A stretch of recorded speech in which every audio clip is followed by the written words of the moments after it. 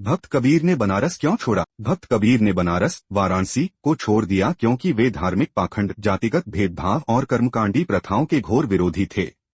उन्होंने हिंदू और मुस्लिम दोनों रूढ़िवादी मान्यताओं की आलोचना की और निरर्थक अनुष्ठानों, मूर्ति पूजा और कठोर जाति व्यवस्था को खुलकर चुनौती दी।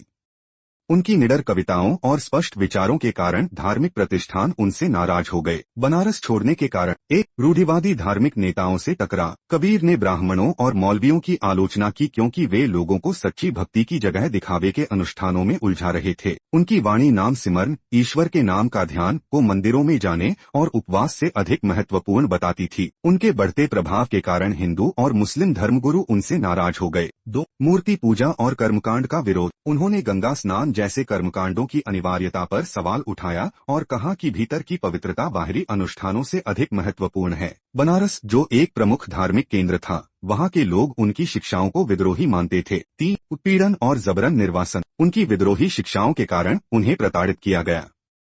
कुछ कथाओं के अनुसार उन्हें बनारस छोड़ने के लिए मजबूर किया गया। कहा जाता है कि वे मगहर चले गए, जिसे उस समय अपवित्र माना जाता था, ताकि वे अंधविश्वास को चुनौती दे सकें। 4, मगहर में मृत्यु एक अंतिम संदेश। उस समय हिंदुओं का मानना था कि बनारस में मृत्यु मोक्ष दिलाती है, जबकि मगहर में मृत्यु लेने से अगले जन्म में गधे के रूप में जन्म लेना पड़ता है। कबीर ने जानबूझकर मगहर में प्राण त्यागे ताकि यह सिद्ध किया जा सके कि मोक्ष स्थान से नहीं बल्कि भक्ति से प्राप्त होता है। कबीर का बनारस छोड़ना धार्मिक आडंबर के खिलाफ एक प्रतीकात्मक कदम था, जिससे उन्होंने यह संदेश दिया कि सच्ची आध्यात्मिकता स्थान, जाति और कर्मकांडों से परे होती है।